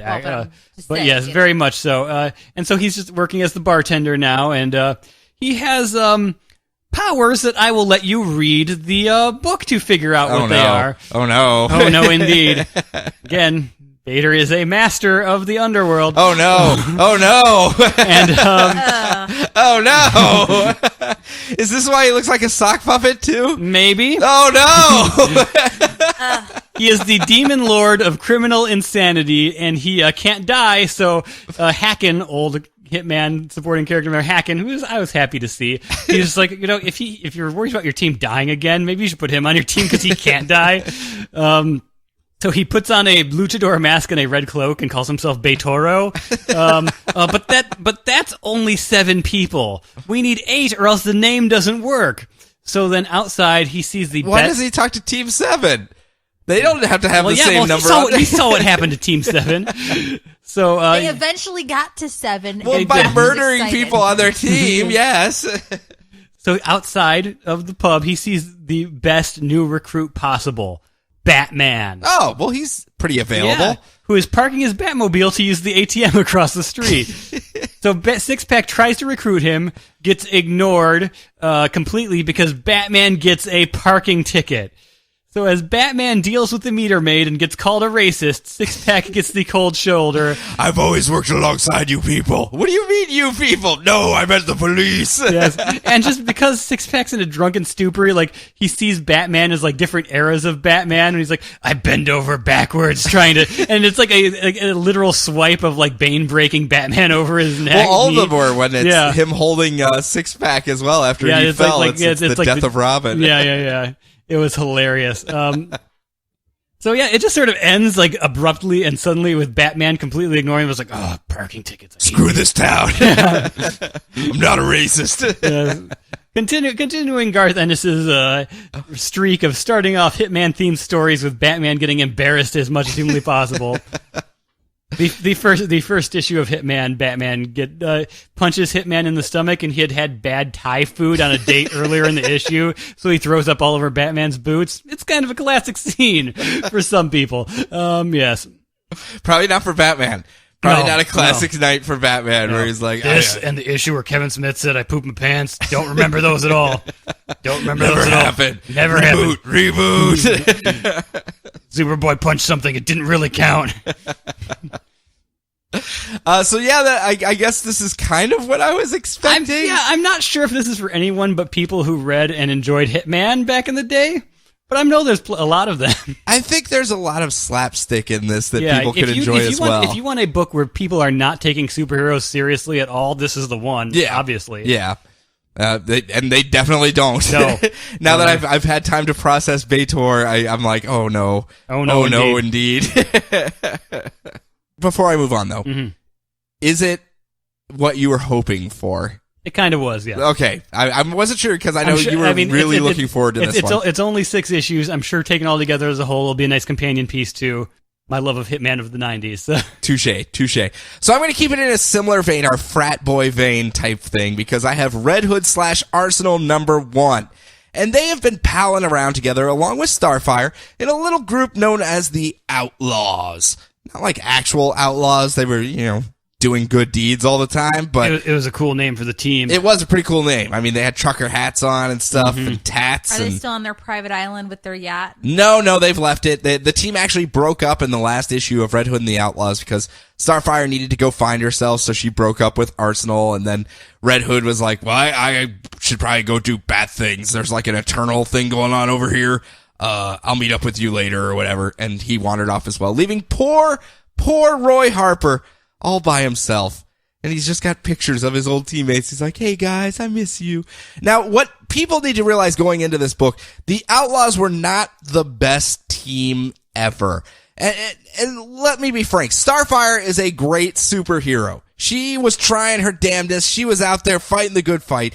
But Red Hood and Arsenal are a little inept at their jobs when they get together. Let's just say it that way. They're not the best superheroes when it comes down to the nitty-gritty details. During the Outlaws, there was half an issue that they spent trying to figure out how they were going to hide a dead body out in the middle of a yard. Like, what are we going to do with it? Do we just like bury him under the grass or something? I don't know. What do we do? Oh, I have a matter eraser arrow. Well, maybe that'll work. We should use that.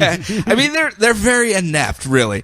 And we pick up this issue with Arsenal all by himself, kind of tailing a bunch of FBI agents out just south of the border in Mexico. And he's like, oh man, I'm going to do some good deeds today because I got word on the Undernet. I was just out there browsing my Underreddit, and it was telling me all about how this deal's going to go south. So, actually, I think Underreddit is just Reddit, to be frank. I think it's the same thing. It occupies both sides of it there.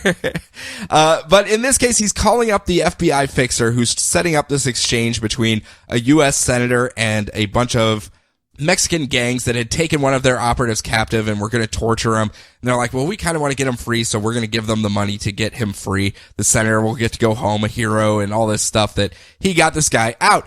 So he calls up Tara Battleworth, the FBI fixer who's down there, and goes, hey, it's me. It's Arsenal. How's it going? She's like, yeah, you're pretty inept. I don't want to talk to you. Put your boss on the phone. And he's like, boss? I don't have a boss? What are you talking about? She's like, Red Hood, your boss. Put him on the phone. I want to talk to him. And he's like, Red Hood's not my boss, lady. I'm my own man. I can do whatever I want. And she's like, well, you're stupid and I don't like you anyway. So she just hangs up the phone on him and he's like, well, fine.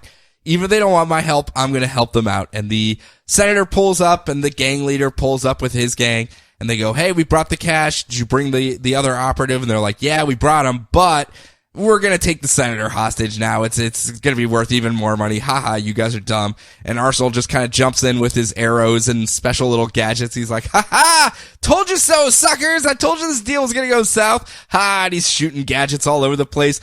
And the FBI agents are like, who are you? And he's like, I'm Arsenal. And they're like, oh, I didn't recognize you without Red Hood with you. And he's like, I hate that guy, damn it. Well, I didn't need Red Hood to save the senator. And just as he says that, the senator gets shot in the back like 6 times. He's like, oh, shit, I am really inept at this. And Battleworth gets taken captive by the gang leader and makes him drop his bow. And as soon as he drops his bow, that's when all of a sudden the senator sits up and starts plugging multiple rounds into the gang leader. And Battleworth is just like, what the hell is happening here?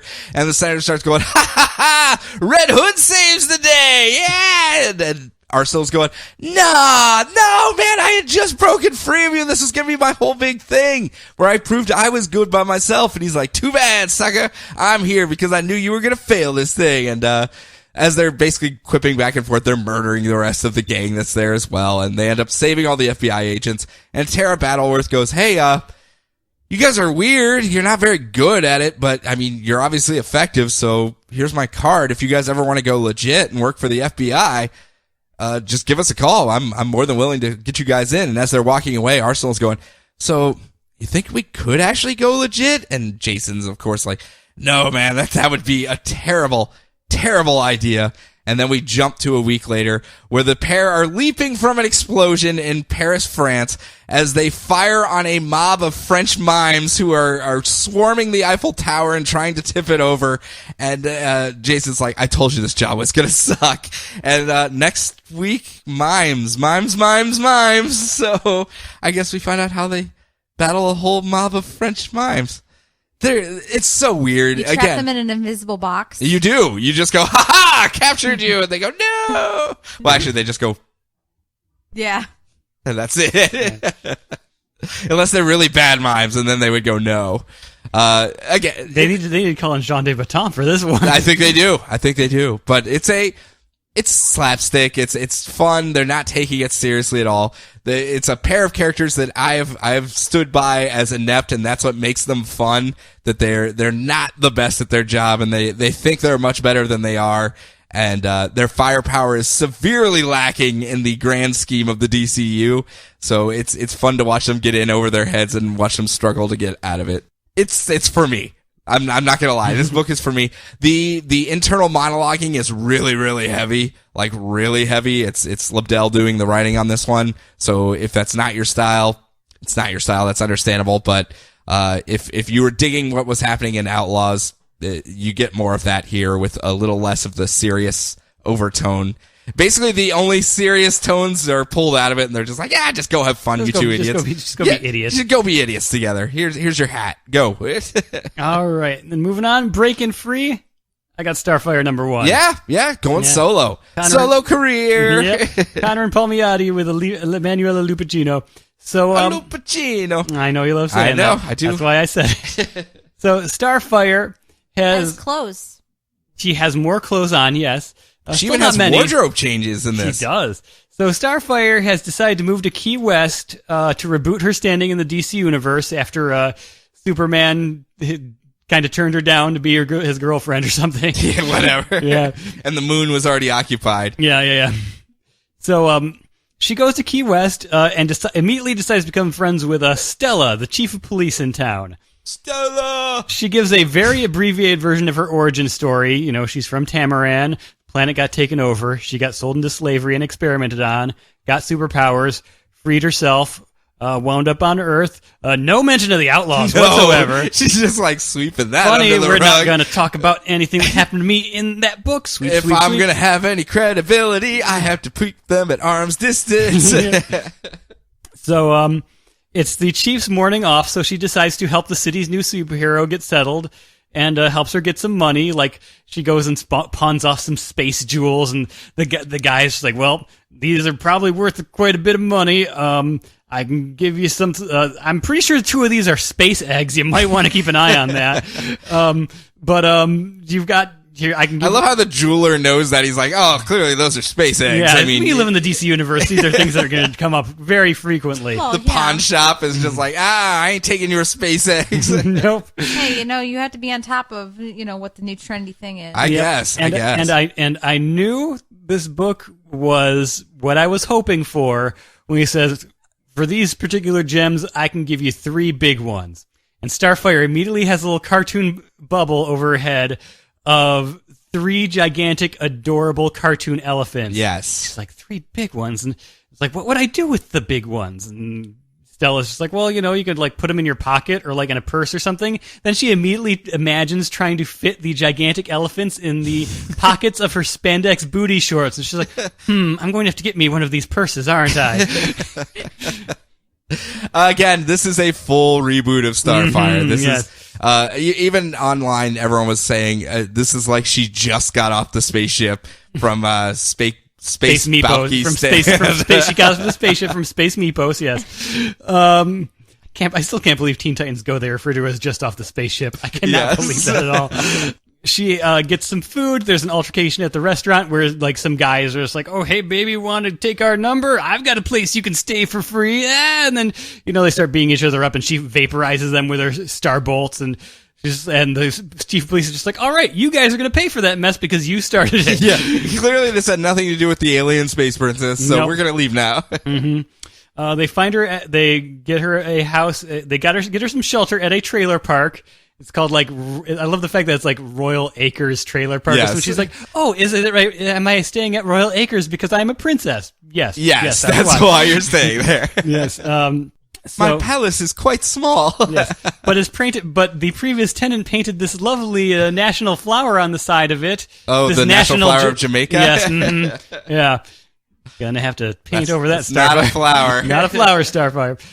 So she, the lady that runs the trailer park is, a nice old grandma, and she's got a grandson who is this Abercrombie and Fitch looking guy named Boone, and so after Stella works out all the arrangements for her, they go out and they find Starfire making out with Boone, and she's like, "What? She said that she could learn languages from kissing me."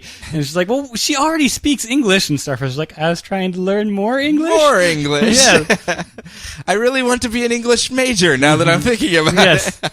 So Starfire is adorable and great, and she makes friends wherever she goes. But in Key West, there's a superstorm coming. Uh-oh. So after she gets settled and saves a parrot, she realizes that she's going to have to fight a hurricane.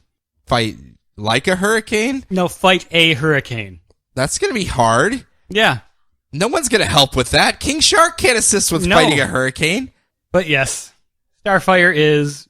I'm not sure if I can really say she's back, because this is not like any previous version of Starfire, as we learned from Convergence. From the comics, you mean? Not from the comics. Yeah. No. This is much more a multimedia. Hey, people seem to gravitate towards this it's bulky Starfire. People like TV Starfire. So, as I sort of thought they should have done from the beginning, they've decided, here is a slightly older version of the Teen Titans Starfire. Here you go. Yeah, and go. Yeah.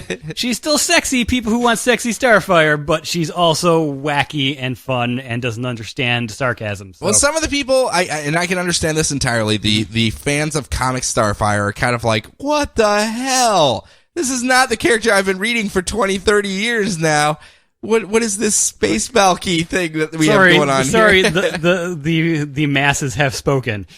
Well, the masses of you, at least. Well, yes. Yes. You can't really speak for anyone else. And the millions of Teen Titans viewers who are potential customers. Yes. Hopefully they get involved. But it's cute. It's fun. I thought it was adorable. It was adorbs, as the kids say today. Or a couple days ago, at least. Maybe not today still. But yeah. And Kelly had to leave for a second, but I think... Yes, Liam woke up, so... She'll probably be on board for this as well. Yes. All right, well, next up I have Harley Quinn, number 17, dealing with some interesting new antagonists, I guess we could say. The gang of Harleys, that Harley Quinn has decided that she alone is not good enough to protect all of Coney Island and the surrounding boroughs, and has decided to draft an army of Harley-esque people named with Harley puns, and we'll get to all of them later on. They're trying to do crime stopping for hire, for profit, and they're a little overzealous in their cause because they're using missile launchers to stop trash can thieves that are stealing the metal trash cans to recycle them.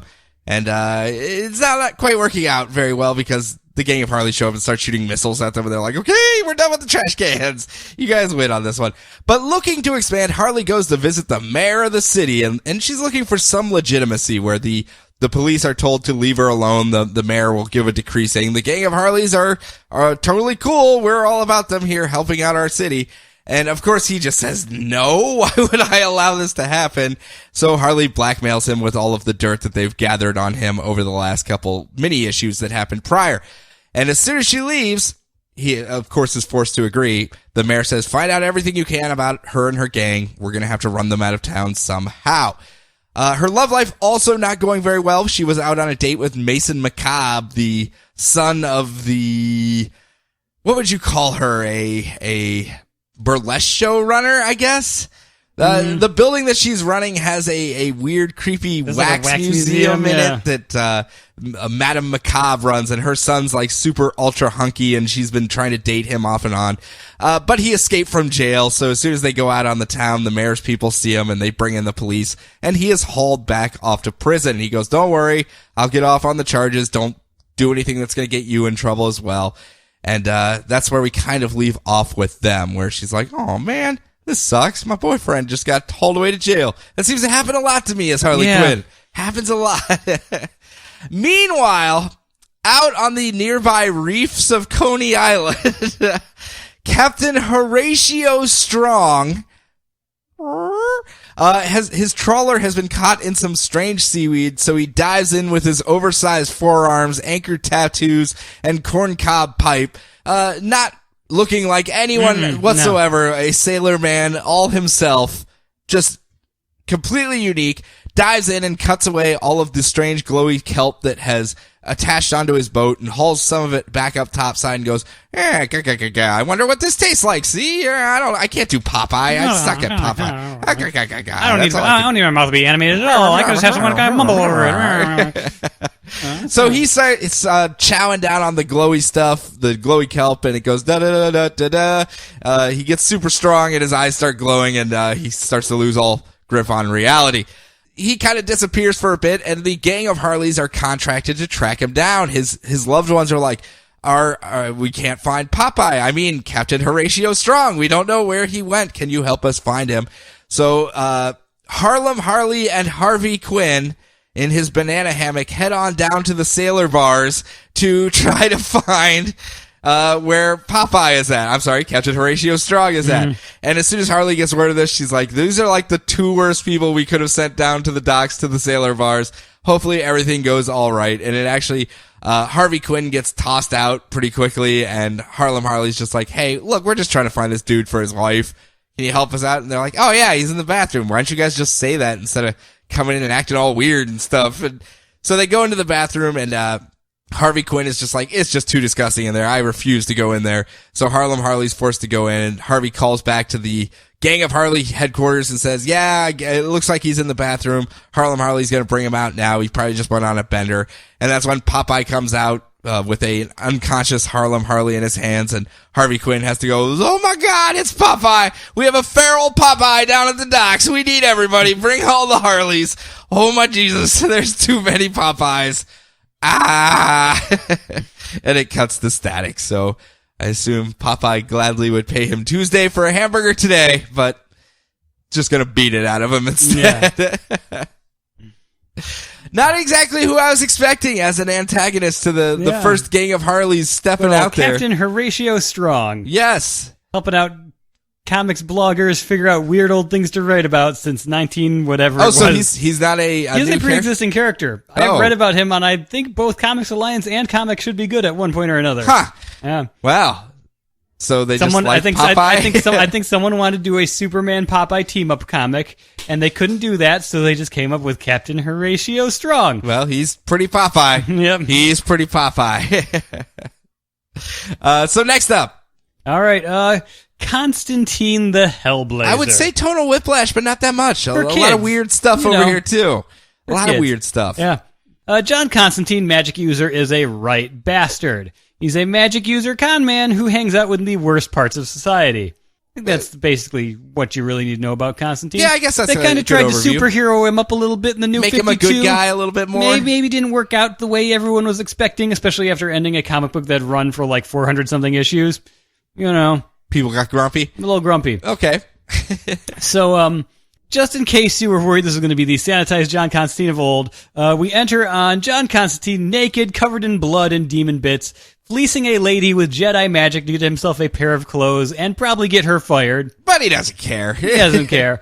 So he has ghosts that he can see around him that are like constantly bothering him. Is it like all the people he's betrayed in the past? Is that what it's supposed to be? It's possible. They haven't really like solidified it yet. Just like, I talk to ghosts. They're annoying. Go away, ghosts. He obviously knew some of them, and like Gaz was there. Yeah, like he's saying his like quote unquote favorite ghost Gaz is trying to yell at him about something, but he just wants to relax, show off how sexually ambiguous he is through storytelling, and steal some dude's wallet and go and buy some expensive, French fries. Hey, why not? That's some magic in and of itself. Good French fries? Yeah. So he flirts with the guy running the bar where he's getting, the fancy food. Making some good headway with that flirting, too. Yeah. And then a demon lady he knows, Blythe, shows up to get a favor from him, so he goes off and has sex with her instead. Well, Yeah, Constantine. Gotta go for the easy kill sometimes. Yeah.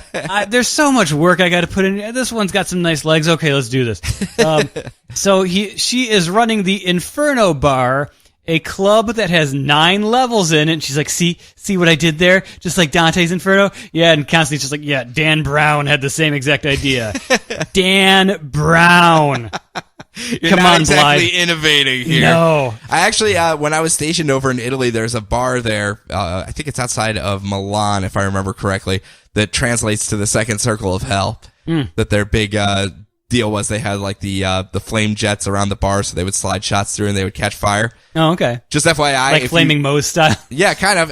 If you drink too much 151 and throw up on the bar, flaming vomit will roll down the bar. So Oh, well not that I would know anything about No. that, but just FYI, just so you guys know, that's my Sean's travel tips. If you're ever in southern Italy, there you go. All right. So he's there to get rid of her imp infestation.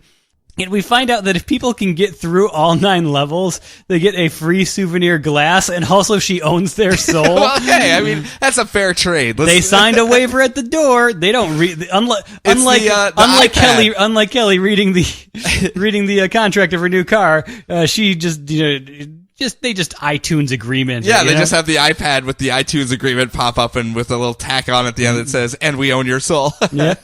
Yeah. So it's like, hey, you're an expatriate from hell. Isn't harvesting souls going to get you deported back there? She's like, no. I have a partner who does all that. I'm not doing it directly. I'm just a club runner. Mm-hmm.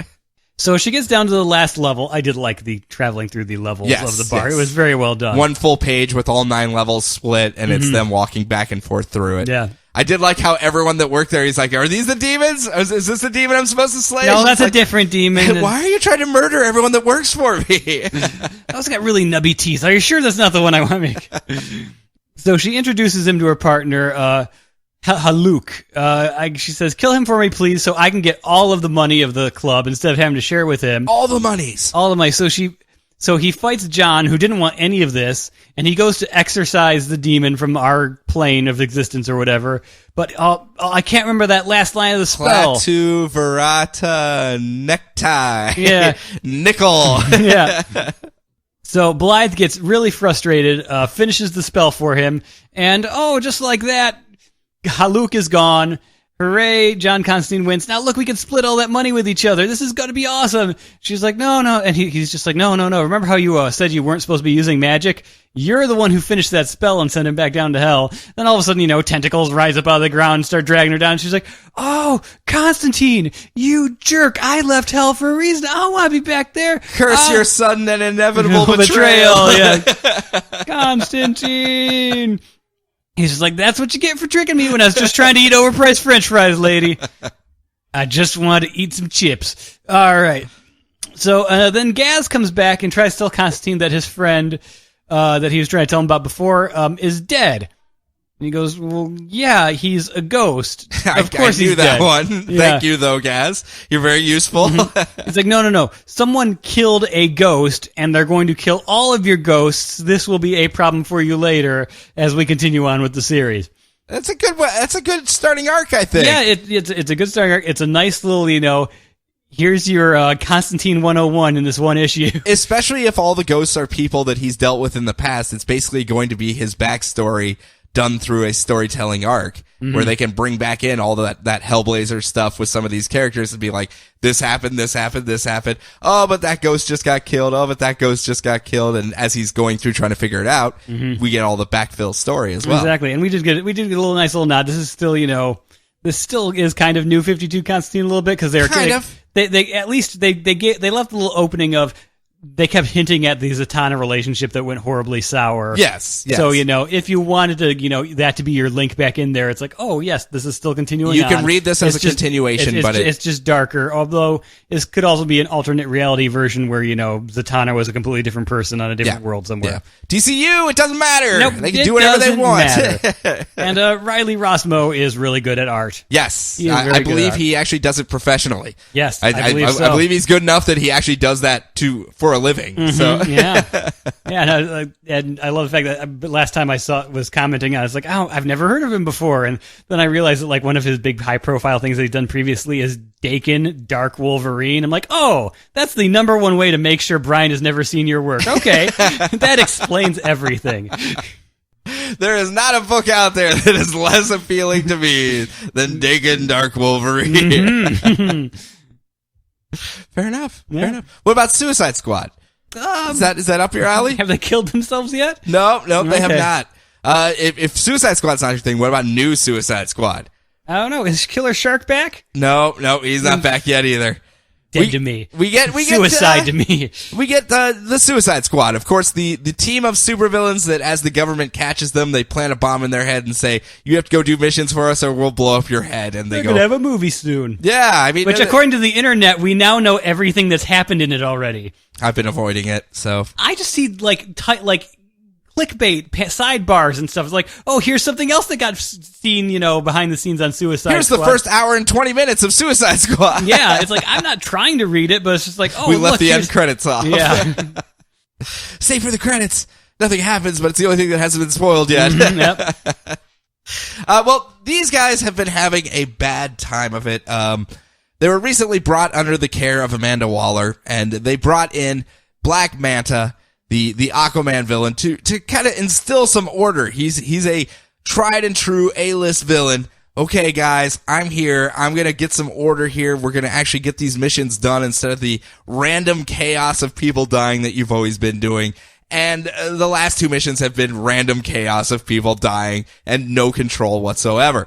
But this mission's going to be different because we see Deadshot, Black Manta, and Captain Boomerang are called in for this next mission. And they go, hey guys, this ain't like your grandpappy's missions. This is completely different. And of course, Black Manta's going, oh, you mean we're actually going to have a plan and a goal and follow it and do things? And they're like, well, kinda. Let's just fill you in here real quick. The League of Assassins, those big ninja bad guys, they have some man bats that fly around with them too. They're ninjas also, just FYI. They had a Splinter Cell breakoff because they thought the League of Assassins were a little too soft. They've been not really smoting cities recently. They haven't committed genocide on a mass scale. And there's this smaller group that really want to get out there and do that. And they're building their own kind of, I guess you could call it a city-state, out in the Middle East right now, and they've been kind of pulling in all these different people from the West and other countries to bolster their ranks so that they can go around and form their own government, their own country in the middle of the Middle East there. And we want you guys to infiltrate them because we've heard they've been buying up all the black market supervillain weaponry from the Undernet, and we need to find out what they have and what they're going to be doing with it. And of course, the slight rivalry between Deadshot and Captain Boomerang, they don't seem to like each other, and Deadshot's going, oh my goodness, what will we do if they got boomerang technology? And Boomerang's like, hey, they hurt a lot. I swear to God they do.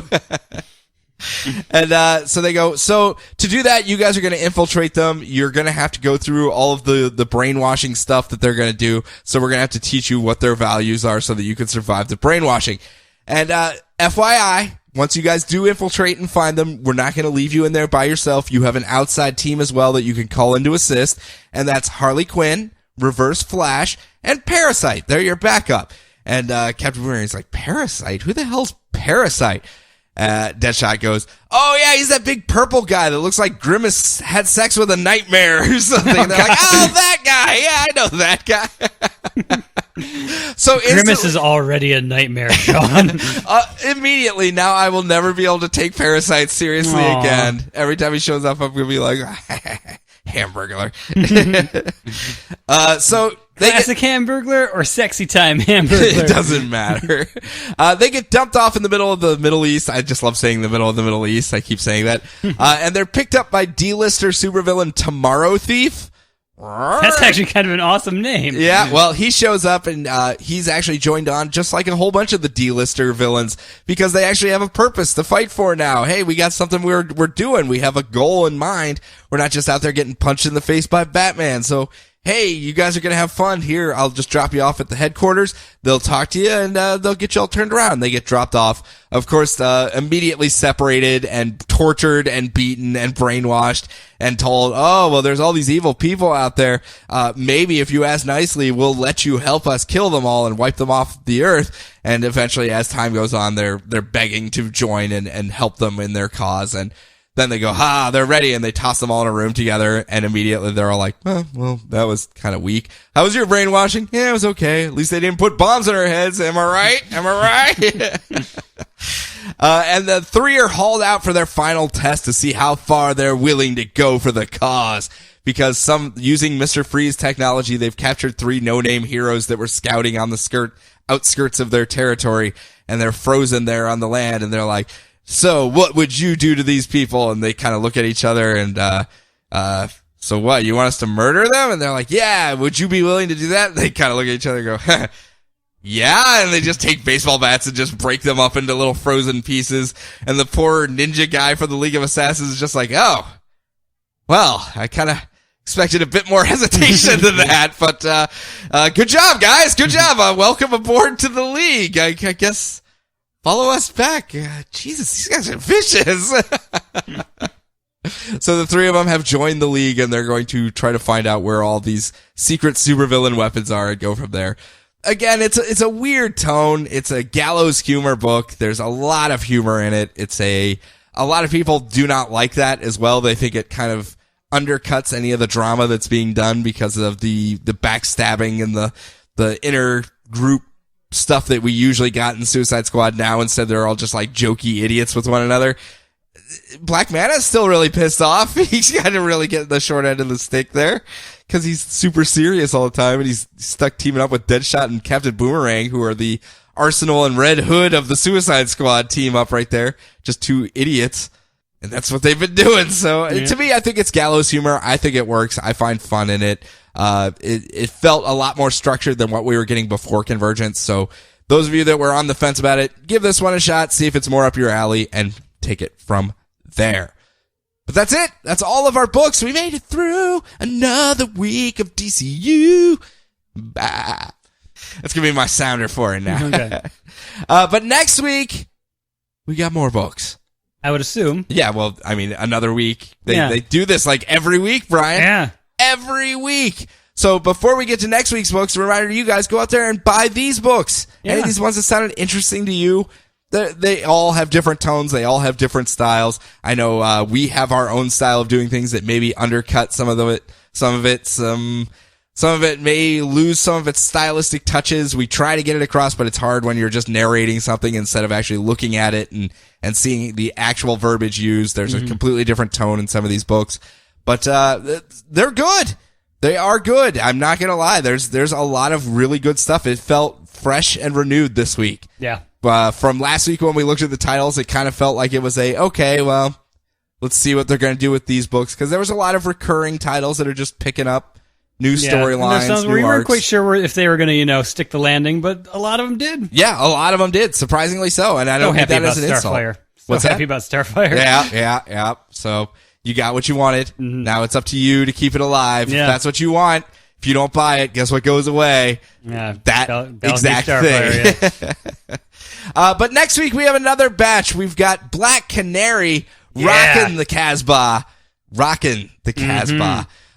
Dr. Fate, number one, I absolutely love the covers. I know we were a little lukewarm on the preview, but the covers are all like Egyptian mosaic style art that is just amazing to look at, and it's really solid. Awesome. That alone is making me want to check it out. So that's coming in. Doomed number one. Number one. We get to find out all about that shocked us all. Yes, we get to find out all about how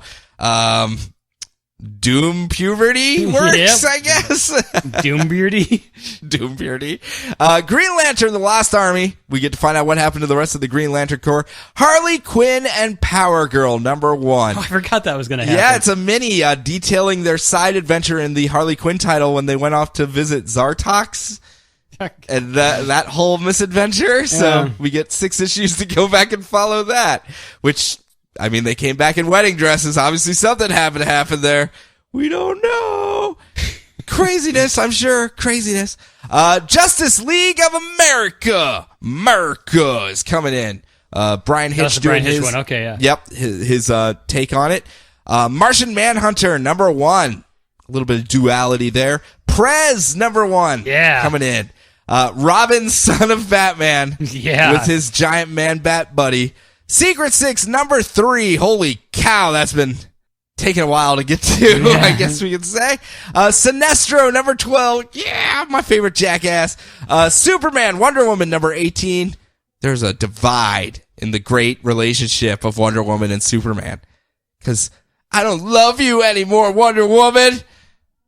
At least that's what he said in our little prelude to it. So we'll see where that goes. And last but not least, Wonder Woman herself, number 41. Rockin' the new duds.